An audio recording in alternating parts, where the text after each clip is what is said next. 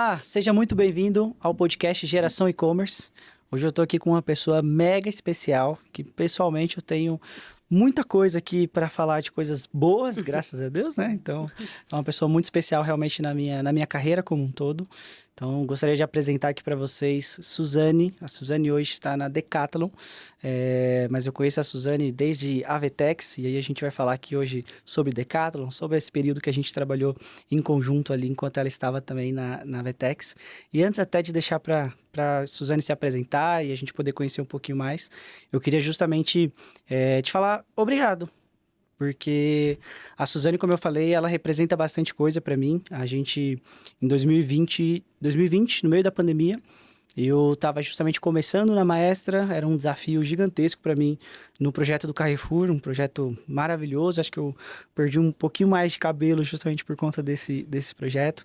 E a Suzane, eu justamente me reportava para a Suzane nesse projeto.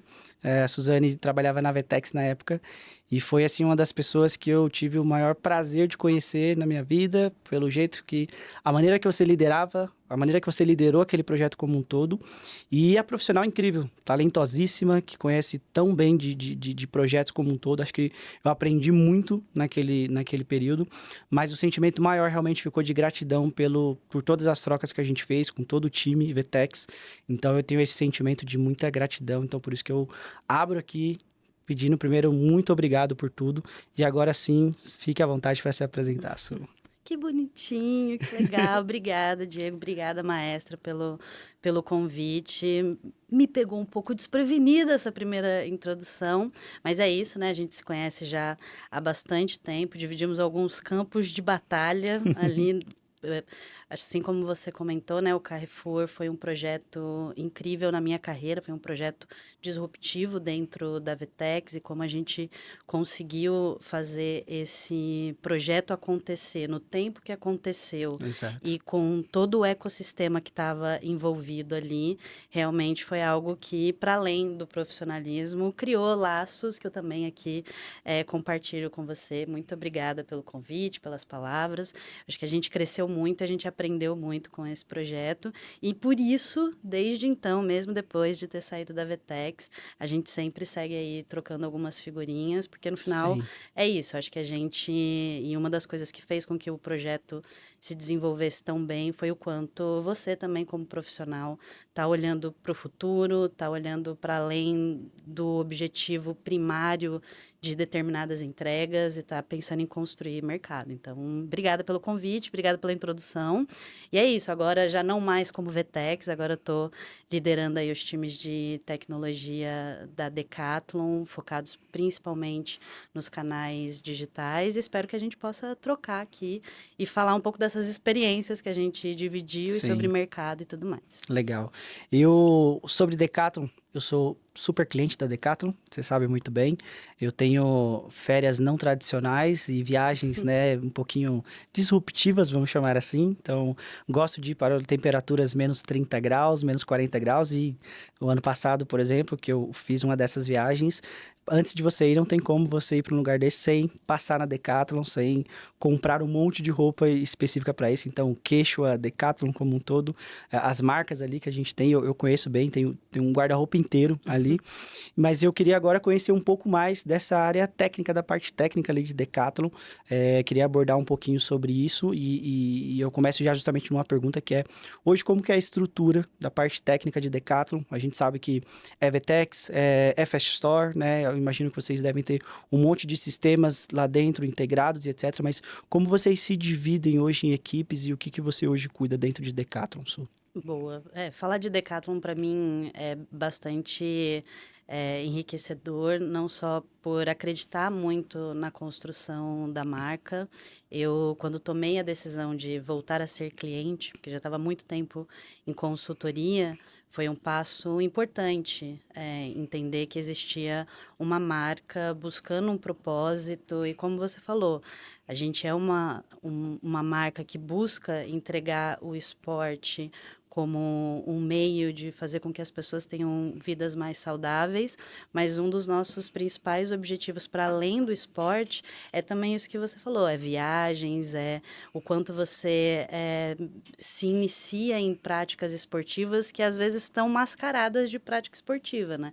Fazer uma caminhada na Islândia, como foi um pouco do seu caso, Exato. é também um esporte, ainda que não pareça, você está se movimentando, então é um prazer muito grande estar na Decathlon hoje para construir um novo momento. A Decathlon começou a operação de e-commerce em 2013, era uma operação que estava focada em full commerce e apenas em 2019 tomou a decisão de internalizar a operação e de construir um time focado e interno para tocar os canais digitais. Então, na minha humilde opinião, é uma operação interna bastante nova. 2019 foi ontem, né? E eu cheguei exatamente o ano passado para fazer essa mudança que a gente precisava a partir do momento que o canal já estava validado, né? Então, existia ainda um ponto de entender qual era a potencialidade dos canais digitais. Eu acho que os 5 primeiros anos de operação foram para validar isso e os resultados, claro, com uma pandemia aí no meio, ajudaram Uhum. bastante a gente chegar em números bastante expressivos. E aí, em 2023, eu recebi esse convite para construir um time completamente novo para trabalhar agora não mais na validação do canal, mas sim na evolução e na Expansão. expansão dele, exatamente.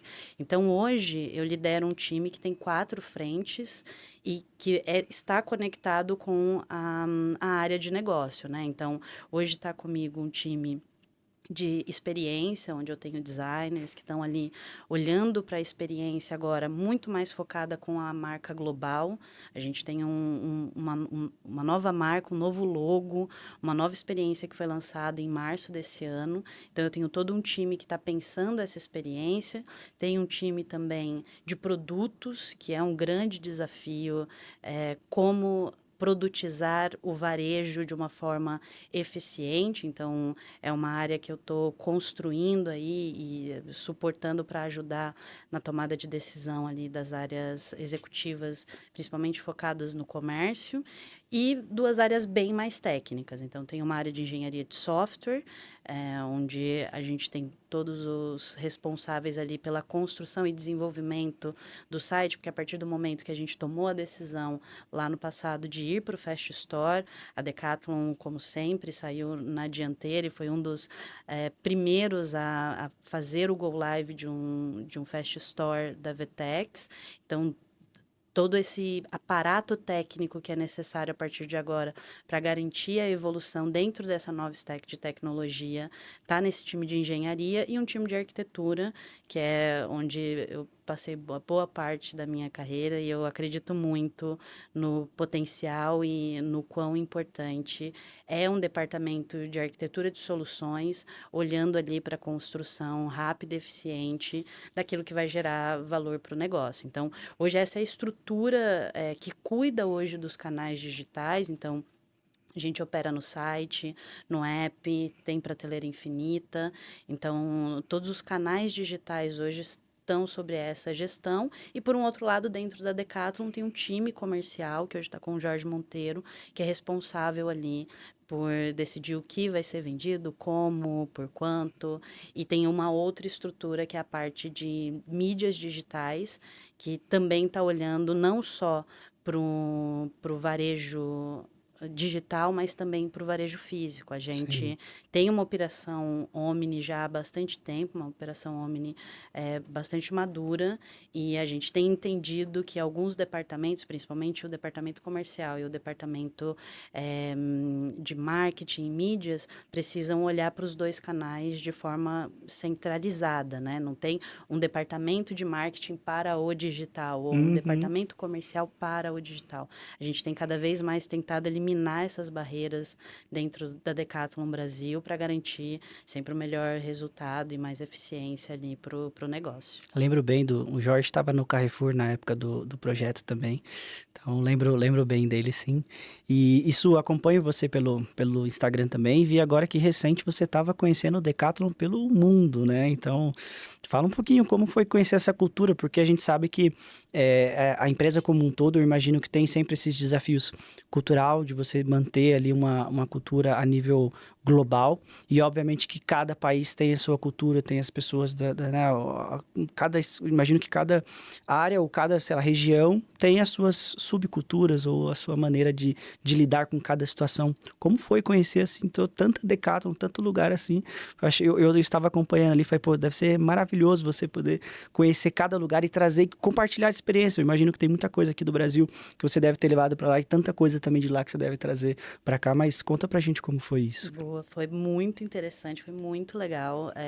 Meu primeiro ano de Decathlon, eu precisava organizar o departamento, organizar o time, trouxe muita gente incrível para trabalhar também junto comigo. Então, foi um ano em que eu mais foquei aqui na operação do Brasil e eu não pude me dedicar tanto a fazer as conexões que eu precisava fazer e a potencializar o time o ano passado dentro dessa empresa gigante. A Decathlon está em 70 países, são mais de 100 mil funcionários. E o mais interessante da Decathlon, que não só é um varejista, a gente tem lojas físicas, os canais digitais, mas a Decathlon controla a cadeia de produção, a gente é uma indústria também. E para além disso, todo o desenvolvimento de produtos é feito pela Decathlon. Então, ir para lá esse ano, não só para cumprir uma agenda bastante lotada de conexões e de compromissos que eu tinha para fazer, mas para também conhecer os laboratórios. São 15 laboratórios, infelizmente não pude conhecer todos, espero voltar em breve para conseguir listar os laboratórios e falar que conheci todos, mas foi muito incrível poder entender o quanto a empresa está dedicada a construir tanto produtos que sejam desenvolvidos para esportistas de alta performance, mas também para a prática inicial, assim. Então, poder conhecer a fábrica e o laboratório, onde desenvolvem todas as marcas de bicicletas que são do grupo, poder estar em contato com essa parte que foi o início e o grande motor pelo qual tem canais digitais e tudo mais, conhecer como esses produtos são concebidos foi imensamente enriquecedor e no final a gente tem uma cultura que é muito forte de Decathlon lá fora. A empresa foi fundada em 1976, então é uma empresa grande, extremamente conhecida na França, e ter podido criar essas conexões e ir para lá para conhecer um pouco mais desse lado e principalmente para começar esse movimento de conexão com uma empresa que cresceu globalmente de forma muito acelerada, tem um negócio gigante. Então, o ano passado foram 15 bilhões de faturamento, então é um ponto super importante entender como agora essa marca que quer se reconstruir e quer buscar um lugar cada vez mais potente dentro de um mercado que está crescendo de forma bastante rápida e com muito mais engajamento, né? Então, é um mercado que cresce de esportes focado em sustentabilidade. Então, estar lá e ter essas conversas sobre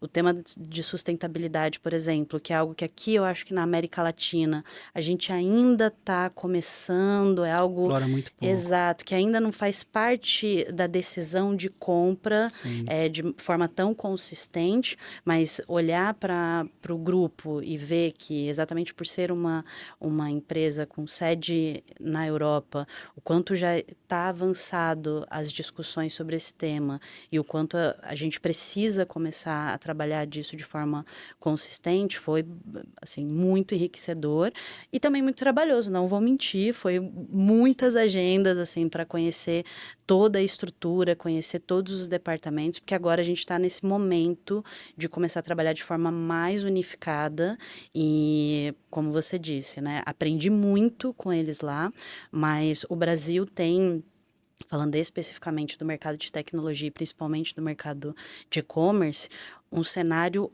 muito interessante, um cenário muito disruptivo se comparado com o mercado europeu, assim. Uhum. Eu lembro com o meu inglês ali, com todas as minhas dificuldades, tentando explicar o que era o Pix, assim, e fazer com que eles entendessem que não só é um meio de pagamento novo, extremamente eficiente, mas ele começa a se tornar um dos meus principais meios de pagamento, assim, quando você compara com a Europa, falando especificamente sobre esse tema de meios de pagamento, eles estão ainda começando numa digitalização de meios de pagamento, começando a falar sobre pagamentos que sejam mais diretamente conectados com o usuário, com carteiras digitais.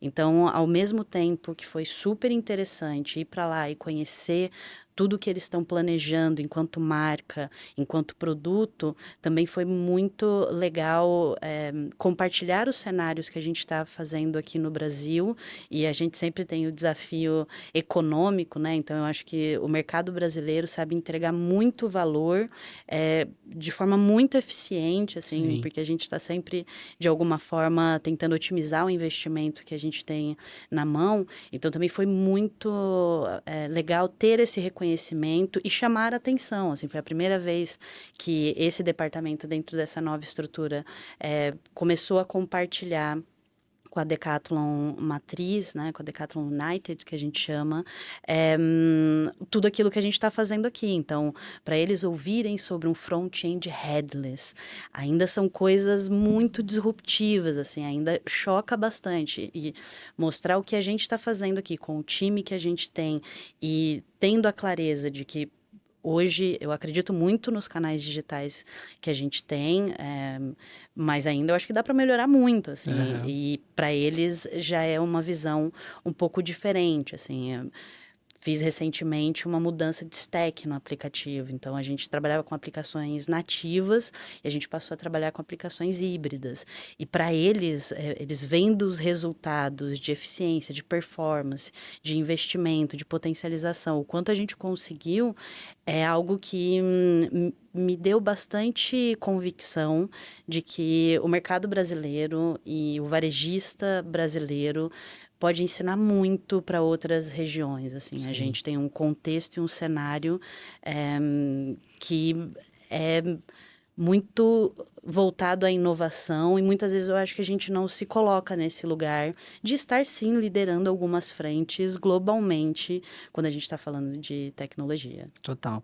Isso que você falou faz muito sentido, porque aqui como maestra também, em 2022 eu precisei ir para Portugal para 3 projetos que a gente tinha em Portugal. Um desses projetos estão com a gente até hoje, é um grande case, até uma farmácia que a gente teve que a gente fez em Portugal. E quando eu fui, eu não imaginava que quando você faz essa comparação justamente de tecnologia, de serviços, Brasil, mundo, e principalmente quando você fala Europa, você acha às vezes que, poxa, talvez a gente pode estar um pouco defasado, talvez lá deve tá muito mais evoluído que a gente, e na verdade quando você chega assim, você encontra, para eles é algo totalmente diferente do que a gente está fazendo aqui. Meios de pagamento, poxa, quantidade de meios de pagamento e tipos de pagamento que a gente tem, que lá eles têm uma opção e refém exatamente daquela opção. Não é talvez a melhor negociação comercial, porque é o único que você tem, então você não tem para onde correr. Transporte é uma opção também, e uma opção às vezes que é o único que tem no país inteiro por ser público, não tem outras opções, enfim. Então, essa é uma questão muito interessante mesmo, porque mostra realmente que o Brasil tem muita tecnologia e serviços, pessoas boas para exportar, para poder mostrar para o mundo como é a maneira de fazer e-commerce, como é a maneira de digitalizar um canal, de poder vender online. apesar de a gente ter ainda, quando a gente você olhar percentual do digital versus o físico, Brasil, Estados Unidos, por exemplo, quando a gente vai comparar, nos Estados Unidos é muito maior a questão do digital que aqui. Mas é porque aqui também a gente também é muito bom no mundo físico também, a gente tem muito shopping, a gente tem essa frequência de ir constantemente aos shoppings, é muito diferente às vezes do um europeu, do norte-americano, então isso é bem legal conhecer e saber como funciona essa cultura. E aí agora até uma dúvida já linkando com esse tema de vocês. Faz parte hoje global para a Decathlon ter essa sinergia e essa integração entre os times de tecnologia justamente para, poxa, aqui nós estamos sei lá, quanto tempo vocês estão com headless e vocês já estão amadurecendo cada vez mais. Vocês, na verdade, Decathlon está proporcionando com que a própria Vetex possa melhorar mais o seu produto, porque vocês foram um dos primeiros, então vocês vão falar, pô, isso aqui funciona bem, isso aqui precisa evoluir aqui, isso daqui a gente está sentindo dificuldade. Então, vocês no Brasil já estão sendo inovador quando a gente olha para essa stack de tecnologia.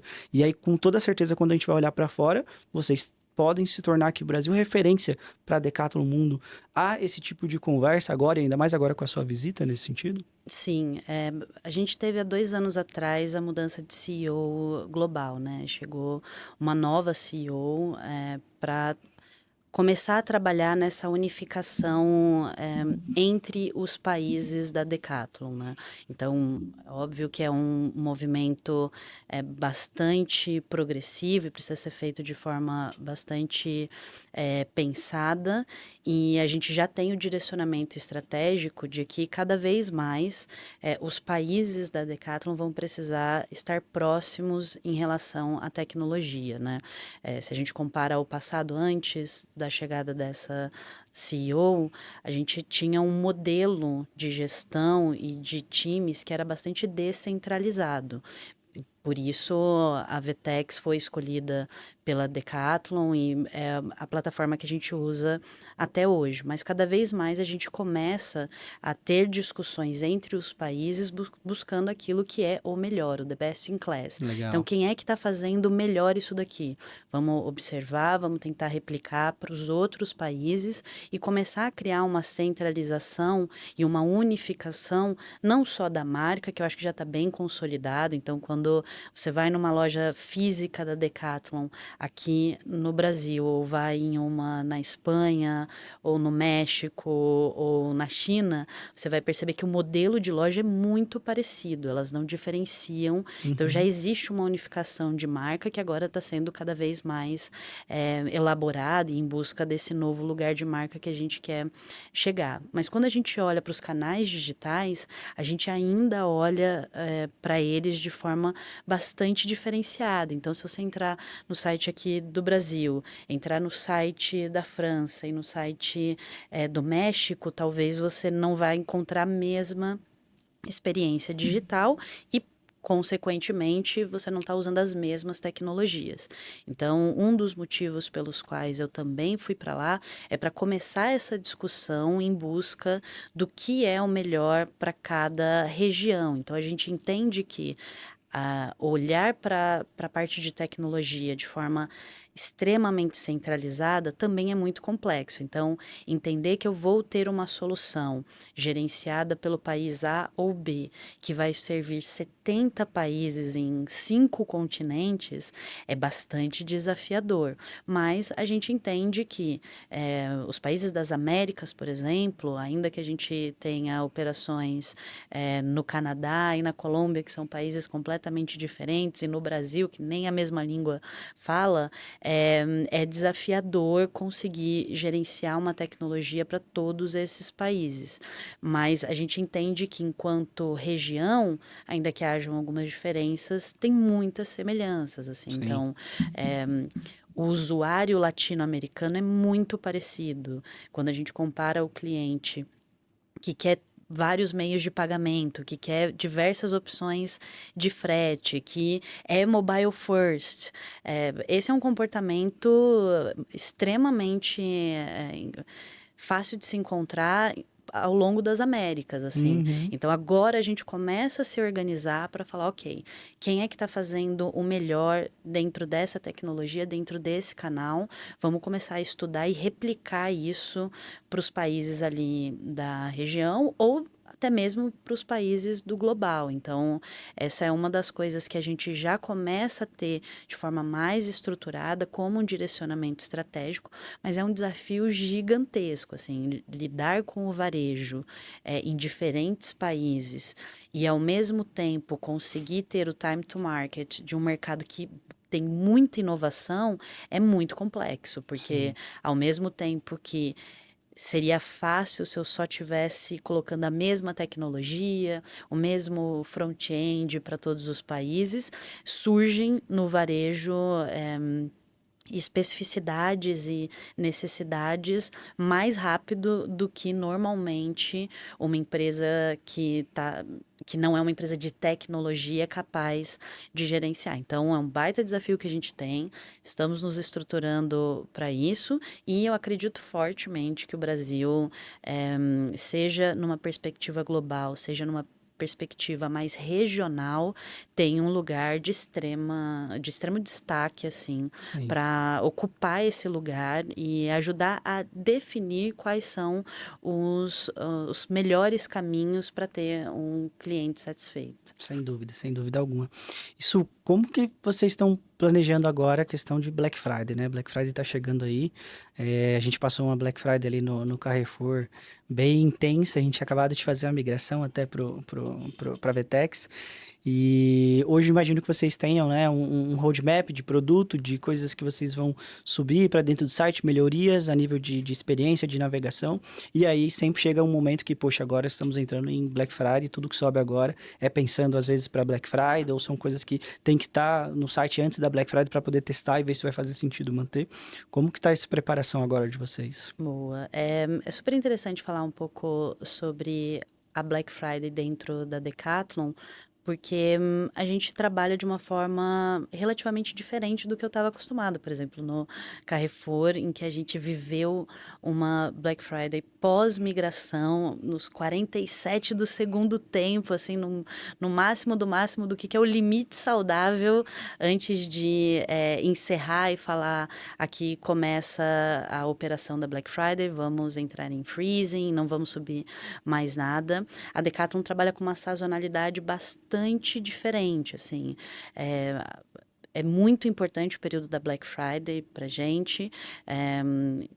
Falando globalmente, a gente aposta cada vez mais no mês como um todo e desassociando um pouco do consumo exagerado, a Decathlon enquanto propósito, exatamente porque está muito preocupada com a sustentabilidade. A gente tem falado muito sobre o mês do Clube Decathlon, onde a gente espera, claro, um objetivo de venda, mas como a gente vai fazer com que naquele mês você se dedique mais ao esporte, como que você vai começar uma prática esportiva ali. Então, é uma estratégia bastante peculiar se comparado com o varejo mais tradicional, até porque a gente tem uma sazonalidade diferente. Então, por exemplo, os meses de junho e julho são meses extremamente importantes para a gente, porque começa a temporada de frio e a Decathlon tem uma gama de produtos, seja de vestuário, seja de equipamento, para quem é montanhista, para quem vai fazer trekking, mas também de lifestyle, assim,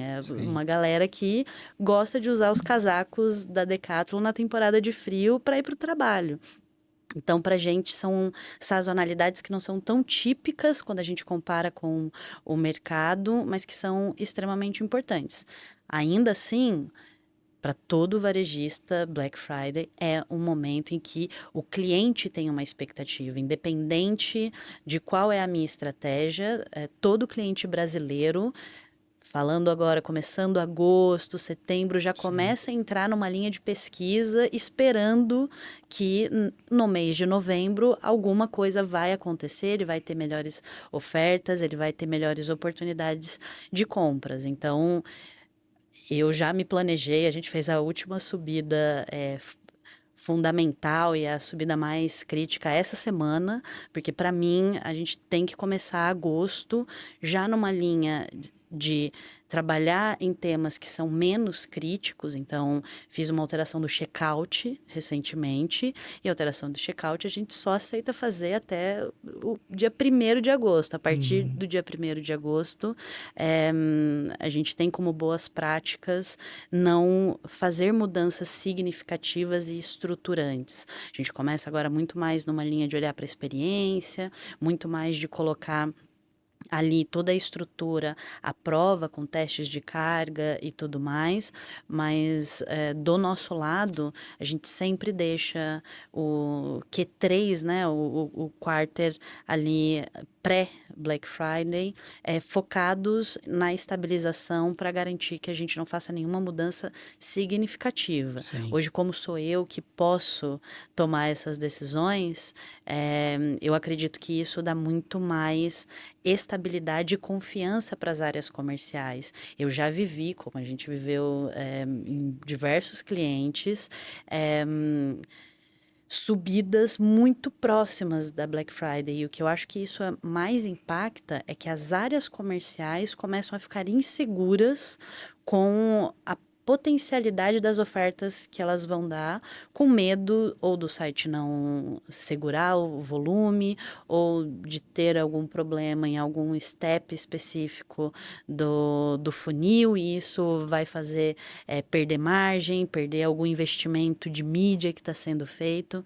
Então, eu acredito que, para quem está liderando times de tecnologia, o mais importante é você garantir a segurança para os seus times comerciais, e isso precisa ser feito com alguma antecedência, porque eles vão começar agora as maiores negociações, as maiores parcerias, começar a pensar o investimento principalmente de mídia.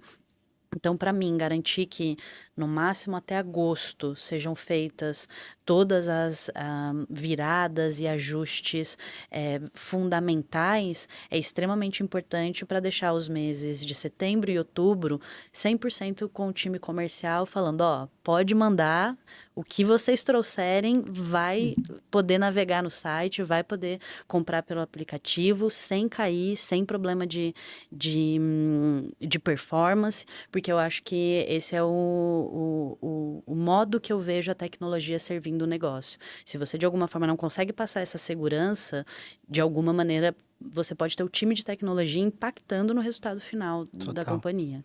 Sem dúvida. Isso, acho que é muito legal, acho que para quem tá assistindo a gente, ver, assim, hoje o profissional que você é, tudo que você faz, mas teve uma Suzane lá atrás que imaginava que poderia se tornar a Suzane que é hoje, quando você estava justamente começando. Imagino que você devia ter um monte de sonhos e desejos e expectativas, e eu queria justamente conhecer um pouco mais como é que você começou no e-commerce, como que você começou a trabalhar com tecnologia, para quem, né, futuros depois chegar numa profissional como você é hoje em dia, mas acho que esse início é muito legal, porque deve ter bastante gente assistindo a gente que talvez esteja exatamente nesse momento iniciando essa carreira também. Boa, eu falo que para todo mundo que está em carreiras de tecnologia, nem todos os inícios são muito regulares, assim. Então, para quem não sabe, eu sou formada em letras. Eu tenho uma formação bastante diferente. Eu comecei fazendo uma faculdade de humanas, mas dentro da faculdade de humanas eu fui para a área de linguística, onde eu comecei a programar. E era o começo do processamento de linguagem natural, era o começo das tecnologias que hoje se desdobraram em Alexa, Siri e tudo mais. Mas era muito naquela necessidade. Eu sou osasquense, nascida e criada, então eu estava ali no momento da universidade buscando oportunidades de crescimento pessoal, assim. Então, eu iniciei numa carreira, assim, nada usual e comecei a trabalhar com tecnologia já nos primeiros anos da faculdade. E para mim foi muito importante porque o meu começo foi em empresas em estágio inicial, eu trabalhei muito em startup e eu acho que isso definiu muito do perfil de profissional que eu sou hoje, assim, para quem já trabalhou em startup ou está começando um negócio, sabe o quão dinâmico você precisa ser, independente da sua formação, porque é aquele estágio de uma empresa em que o tempo inteiro você tem problemas para resolver, Ninguém sabe como resolver aqueles problemas e você precisa ser criativo o suficiente para lidar com eles, assim. Então, eu comecei a minha carreira trabalhando em uma empresa que era uma empresa espanhola que estava começando a operação aqui no Brasil. E eu comecei a lidar com tudo, assim. Então, ao mesmo tempo que eu estava ali dentro do departamento de desenvolvimento, de P&D, que era uma delícia trabalhar com P&D, assim, com investimento, vamos desenvolver coisas incríveis. Mas, ao mesmo tempo, eu precisei começar uma conexão com o negócio e com a estruturação de como aquilo que era lindo que a gente desenvolvia em laboratório podia virar um negócio.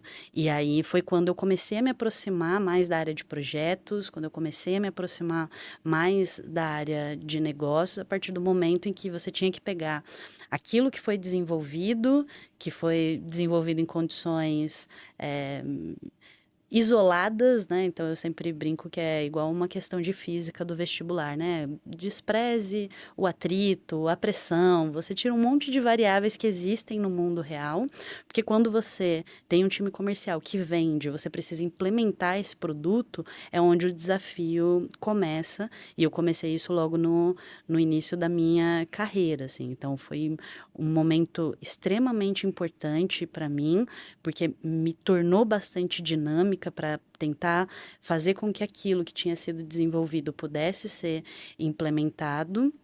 Mas, ao mesmo tempo, eu sentia que eu precisava cada vez mais me aprofundar em termos de tecnologia, porque uma das coisas que mais era angustiante para mim era não ter o conhecimento técnico, ainda que não fosse aprofundado, mas um conhecimento técnico sobre aquilo que eu estava falando, né? Então, foi quando eu comecei a estudar e comecei a fazer alguns cursos, e isso me levou para um MBA em gestão de tecnologia da informação, porque para mim era fundamental que a partir do momento que eu estivesse conversando com o cliente, que eu entendesse a arquitetura dele, eu entendesse quais sistemas ele estava ali tentando fazer se conectar com aquela solução que a gente desenvolvia naquela época.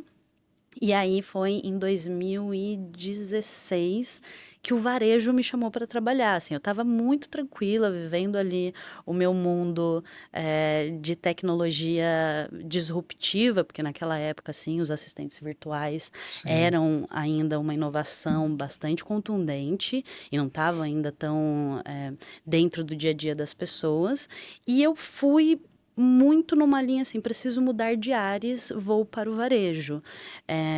E foi quando eu conheci a Maestra, foi quando eu entrei pro Dia Supermercado. Eles não tinham nenhum canal digital, não tinha site, não tinha aplicativo, não tinha nada. E eu entrei para fundar esses canais digitais dentro da companhia, assim. E esse foi um dos pontos, para mim, super importantes, porque foi começar um novo desafio num mercado que eu não dominava, mas que é uma das coisas mais interessantes que eu tive a oportunidade de conhecer na vida. Assim, eu acho que o varejo, ele exerce nos profissionais que têm uma longa trajetória dentro desse mercado uma relação meio que de amor e ódio. Assim, ao mesmo tempo que você é fascinado, é extremamente trabalhoso, é extremamente complexo lidar com tudo isso. Então, quando eu comecei a trabalhar no varejo, eu fiquei bastante encantada com o tamanho do desafio, mas eu não sabia nada sobre e-commerce, eu não sabia nada sobre tecnologia. Foi nesse momento que eu lembro de buscar ajuda no mercado, e a Maestra apareceu assim para falar: calma, a gente vai te ajudar a lidar com os desafios de implementar a VTEX, porque a gente estava fundando um e-commerce, e a gente vai te ajudar a como lidar com esse catálogo, com tudo aquilo, porque para mim era um mundo completamente novo, assim, e é uma das coisas que também me faz gostar muito de estar nesse mercado, que é o quanto existe um ecossistema e o quanto tem empresas extremamente capacitadas para te ajudar a lidar com esses momentos em que você precisa, num tempo muito curto, porque o varejo é extremamente rápido, você não tem muito tempo para pensar, para planejar e executar, tudo isso precisa ser feito de forma bastante otimizada, quanto ter parceiros ali que vão te apoiar e ajudar nesse momento da tomada de decisão para fundar uma operação, para evoluir uma operação, para fundar um novo canal. Então, foi mais ou menos nesse momento em que eu comecei a conhecer as parcerias, eu comecei a me encantar pelo e-commerce como um todo. E aí foi quando veio o convite da Vetex e eu fui para um departamento de Professional Services, saí de uma posição de gestão que eu já estava exercendo para voltar pro chão da operação e voltar a fazer algumas implementações. E para mim foi um período extremamente rico, porque eu tinha começado a conhecer o e-commerce e o varejo como um todo no mercado de grocery, que ainda era muito inicial naquela época. E quando eu entrei para a Vetex, eu tive a oportunidade de conhecer operações dos mais diversos setores, assim. Fiz projeto no mercado de eletrônicos, no mercado de farmácia, fashion, indústria. Então, foi um período muito rico para aprofundar esses conhecimentos em diversos setores e que, de alguma forma, hoje eu uso ao meu favor, principalmente para tomada de decisão, agora liderando uma operação e liderando os times que estão definindo os caminhos aqui para a Decathlon no Brasil. Não foi fácil, mas é uma trajetória que eu me orgulho bastante, principalmente por ser uma mulher que começou em times de tecnologia, em que eu era praticamente a única pessoa do time, Sim. a única mulher ali atuando, e hoje está num lugar de gestão, está num lugar onde eu posso não só construir a partir dessa jornada toda, mas também inspirar. Então, eu tenho uma preocupação extremamente importante, que é o meu departamento precisa ter, no mínimo, 50% de mulheres. Assim, eu acredito muito na diversidade, não só por mulheres, mas por todas as questões que a gente sabe que, para além de um caráter social, um caráter que eu acredito muito, a gente tem uma série de pesquisas que mostram que empresas mais diversas são empresas mais rentáveis, mais potentes e que alcançam seus resultados de forma mais rápida. Então, é um caminho que, para mim, é muito importante de ser falado, de ser compartilhado, porque eu sei que ainda infelizmente, eu espero que em pouco tempo não, ainda é diferente, ainda é disruptivo ver uma mulher num cargo de liderança, liderando um departamento inteiro de tecnologia, mas é algo que faz parte de mim, que eu adoro, e eu espero conseguir aí inspirar mais pessoas. É bem importante esse ponto. Na Maestra, a gente tem, acho que quase 100% da liderança feminina hoje. E estão justamente associados a todos os departamentos que são de tecnologia. São liderados hoje por mulheres. No meu time comercial, as minhas duas líderes são mulheres. Uma está aqui olhando aqui para ver o que eu estou falando aqui dela. Então, mas é exatamente isso. E é um lugar, tecnologia, no passado muito mais, mas era majoritariamente homens, né? E ter realmente uma mulher na liderança, ter mais mulheres. A gente fez recentemente na Maestra um projeto que a gente estava educando o mercado, tentando criar novos, né, desenvolvedores, pessoas que a gente pudesse educar. E disso também surgiram mulheres dali que a gente conseguiu trazer. E hoje é uma desenvolvedora maravilhosa que está com a gente já há mais de 2 anos, que a gente começou desde o início ensinando, uma pessoa que fazia outra coisa na vida. É legal ver essa evolução, esse crescimento também do público feminino numa área que já se foi tão masculina como era no passado. Ainda sempre há, sim, um desequilíbrio, mas cada vez a gente vê que está isso se equilibrando muito, muito mais.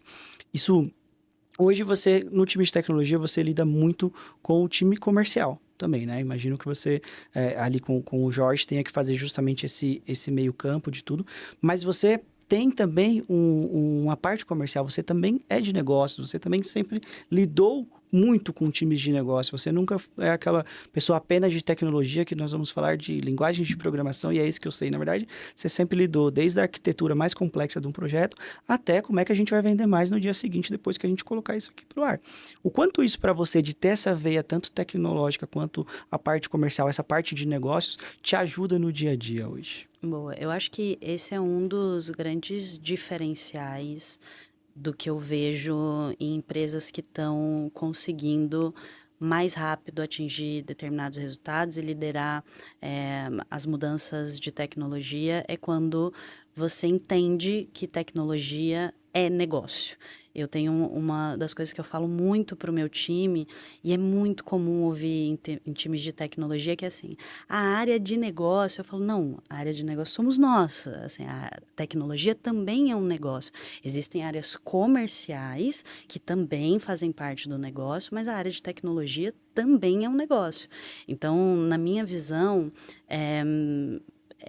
o que vai definir o profissional do futuro é o quão capaz você é de traduzir, primeiro, aquilo que é complexo do mundo de tecnologia para pessoas que não são técnicas, porque conversar entre técnicos, na minha visão, é muito bom, é sempre extremamente rico, mas acaba sendo uma comunicação que fica isolada entre pares. Você conseguir explicar, por exemplo, o que é um front-end headless para uma área comercial, para uma área de negócio, e fazer com que ele entenda o porquê daquilo e o que aquilo vai gerar de retorno, para mim é o grande desafio do profissional de tecnologia. Assim. Não adianta você ter a melhor tecnologia na mão, não adianta você ter os melhores profissionais trabalhando contigo, se você não consegue mostrar o valor que esse time, que aquela tecnologia vai gerar para o negócio no final do dia. Assim. Uma das coisas que para mim é super importante hoje é como a gente gerencia, por exemplo, a área de produto, porque eu percebo muito que é um lugar comum falar, o problema é do sistema. Não dá para fazer. E para mim, das principais regras que eu tenho no time, e que eu passo muito e conecto com o meu time de produto, não existe não dá para fazer. Pode ser que a gente não tenha o tempo necessário, pode ser que a gente não tenha o investimento necessário para fazer isso nesse tempo. Mas sempre é possível fazer em tecnologia. Mas a pergunta que precisa preceder tudo isso é por que você quer fazer isso? Por quê? Qual é o valor que isso vai agregar ao seu negócio? Eu percebo que ainda é muito frequente em departamentos de tecnologia de empresas do varejo, o negócio colocar a tecnologia como instrumental, como uma ferramenta, e, em contrapartida, os departamentos de tecnologia se colocarem nesse lugar de, o time de negócio fica pedindo coisas que não fazem o menor sentido, ou para que eles querem fazer isso, ou propondo soluções, que também eu acho que é um problema, que são soluções incríveis, mas que não vão se pagar, que não vão trazer ou o retorno necessário ou um objetivo que está se buscando. Então, para mim, ser uma profissional de tecnologia hoje, que consegue mais do que entender sobre as tecnologias, estar conectada com as atualizações do mercado e tudo mais, para mim o desafio maior não é esse, não é o desafio técnico, é como você entende isso e traduz gerando valor dentro da companhia. E isso é cada vez mais complexo quando a gente começa a ter tecnologias que mudam cada vez mais rápido. Sim. Então, esse tempo que se tinha para aprender sobre uma tecnologia, aprender como traduzi-la para o negócio e depois fazer o retorno sobre esse investimento, tem ficado cada vez mais curto. Então, uma das preocupações que eu tenho muito no meu time é, vamos garantir que a gente tenha as pessoas corretas, que conhecem de tecnologia, mas a primeira coisa que eu preciso garantir é que eles entendam das métricas de negócio. Uhum. Para mim, um time de tecnologia, do desenvolvedor ao arquiteto de solução, que não olha um funil de vendas todos os dias, não é um time potente. Eu cobro muito isso das pessoas que trabalham comigo, assim. Tá certo olhar os monitoramentos, a gente tem uma série de dashboards e alertas que vão mostrar quando o site está com algum problema de performance ou alguma questão, isso é super importante, mas o que vai fazer isso existir é o funil de vendas, tá olhando como tá a conversão, todo dia acorda, se você é do cara mais técnico ao mais voltado da experiência dentro de um departamento de tecnologia, você tem que olhar para a conversão, você tem que olhar para o funil, você tem que olhar para o valor que tudo aquilo que a gente está fazendo está trazendo um retorno imediato ou não. Então, é um pouco do que eu acredito e do que eu acho que vai definir bons profissionais do futuro, aqueles que conseguem traduzir a tecnologia em retorno daquele investimento no menor curto prazo possível. Legal. Isso, a gente fez recente um webinar na Cadastra sobre a questão do Fast Store, né? É um tema que está cada vez mais sendo em evidência, cada vez mais a gente fala e empresas, o varejo como um todo nos fala, poxa, já é meu momento, tá na hora de eu migrar, o que vai acontecer, como vai ser. Então tem muita gente ainda né, nessa dúvida de saber sobre a questão do Fast Store ali da Vetex.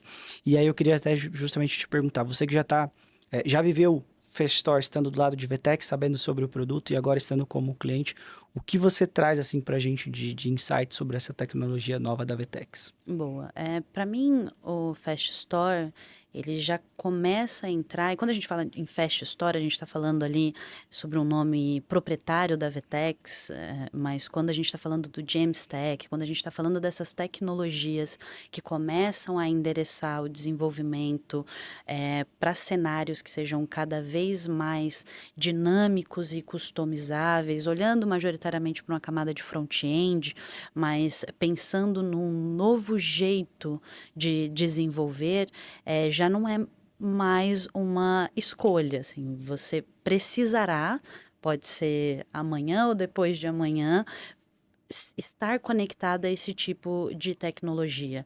Dada a velocidade que a gente tem para fazer as adaptações que o seu negócio e que o próprio mercado exige, ter uma tecnologia que seja dinâmica o suficiente para que você saiba o que fazer, quando fazer, e independente de qual é o provedor que está ali na plataforma, é algo extremamente importante e que vai definir quem vai liderar lá na frente. Então, eu acredito muito nesse tipo de tecnologia. É claro que é uma mudança bastante significativa e o que eu acho que é mais importante quando a gente fala de Fast Store, e aqui eu vou usar uma frase batida, mas fazendo uma referência ao Homem-Aranha, é a metodologia do Uncle Ben, assim, grandes poderes trazem grandes responsabilidades. A Uhum. partir do momento em que você toma para si a responsabilidade de começar a coordenar quais são os módulos que você vai desenvolver, com que infraestrutura e como você vai fazer isso olhando para um cenário cada vez mais headless, cada vez mais desconectado do back-end, exige também uma preparação muito grande dos times de tecnologia que estão tomando essa responsabilidade para si. Se a gente compara o Fast Store com o Vetex.io, por exemplo, a gente ainda tinha muito do que era feito e como era feito sendo direcionado pela Vetex e de acordo com as tecnologias proprietárias. A partir do momento em que você segue com o apoio da Vetex, mas você começa a ter um dinamismo maior para lidar com determinadas questões de tecnologia, para mim é o melhor cenário no qual você precisa estar preparado para isso. Então, eu entendo que o primeiro passo que precisa ser dado é entender, isso vai acontecer, pode ser num tempo menor ou maior, mas o mercado está caminhando para esse lugar, então eu já acho que não é mais inovação, a gente já começa a falar em necessidade, e você precisa se preparar para assumir essa responsabilidade. Então, ter as pessoas corretas, as pessoas que conhecem da tecnologia, buscar treinar o time para lidar com essa tamanha responsabilidade, porque a partir do momento que estava lá no Vetex.io, dependendo do que acontecia, você podia colocar a responsabilidade completa em cima da Vetex e, falando do lugar de cliente, às vezes é muito confortável só passar a mão no telefone e falar, deu ruim, por favor, me socorre. A partir do momento que você começa a tomar as responsabilidades e começa a poder fazer aquilo que você quer, do jeito que você quer, é importante estar preparado para lidar com isso, porque se der algum problema, você tem que estar estruturado para conseguir resolver isso sem causar uma indisponibilidade ou um problema maior ali para o negócio. Então, na minha visão, o primeiro passo que precisa ser feito é olhar para os times internos ou para os parceiros que vão te acompanhar nessa trajetória e garantir que todos eles estão conscientes da responsabilidade, porque uma vez lá é maravilhoso, assim, é dolorido, é trabalhoso, mas a partir do momento em que você começa a ter essa agilidade, por exemplo, eu posso hoje oferecer para Decathlon global, uma opção de que, independente da plataforma que eu estou aqui, a gente tem tecnologia suficiente para usar componentes que eles estão desenvolvendo lá, partilhar componentes que a gente está desenvolvendo aqui. Então, você passa a estar num ambiente que é cada vez mais potente, não só de gestão do conhecimento, mas também de gestão daquilo que é desenvolvido, é o melhor e o quão mais rápido é você implementá-lo dentro da sua plataforma. Então, eu sou fã da tecnologia, eu acredito muito, mas eu sei que precisa aí de um cuidado antes de tomar essa decisão. Uma maturidade do time, né? Exato. Muito bom. Su, acho que a gente poderia ficar aqui 10 horas falando. Eu tinha tanta coisa do Carrefour até pra gente poder falar sobre o projeto do Carrefour, mas a gente não tem tanto tempo assim pra gente poder falar essas 10 horas aqui. Isso fica mais para uma mesa de bar pra gente poder conversar sobre outras coisas. Mas eu queria te agradecer muito pelo papo, por tudo, por ter vindo até aqui, por ter vindo conversar e falar um pouquinho mais sobre a Decathlon. Acho que agora dá para entender muito sobre o time técnico, conhecer bastante a sua história também. E, de novo, obrigado por tudo que você fez por mim dentro do projeto do Carrefour, porque eu sei que ali foi foi uma pessoa que, para mim, me ajudou muito e me deu muita visibilidade dentro daquele projeto também. Então, obrigado por tudo. Imagina, obrigada pelo papo, como eu falei, né? Se deixar, a gente fica aqui conversando. Eu tava um pouco preocupada. Eu falei, cara, para manter toda essa conversa num tempo determinado vai ser um desafio. Mas, de novo, obrigada pelo convite. Obrigada à Maestra, não só por esse convite, mas por várias parcerias que eu já fiz aí com vocês ao longo da minha carreira e da minha trajetória. Acho que o mais importante é o quanto a gente conhece bons profissionais e a gente vai cruzando com eles, e da mesma forma que eu fico muito feliz em saber que eu contribuí para o seu crescimento, para o meu crescimento também. Foi incrível aquele momento que a gente dividiu e o projeto que a gente entregou, e eu acho que fez muita diferença para as nossas carreiras. Obrigada de verdade pelo convite. E é isso, fica aqui também o convite para as pessoas irem lá para o site da Decathlon, tem cupom de bem-vindo, a gente começou as Olimpíadas, então é um excelente momento agora para começar a pensar em esportes. Viu lá uma partida de badminton, não sabe, já vai ter na Decathlon. Então é isso, obrigada demais pelo convite e por poder falar aqui um pouco mais da Decathlon e da minha trajetória. Muito obrigado. Bom, a gente fica por aqui, até o próximo episódio.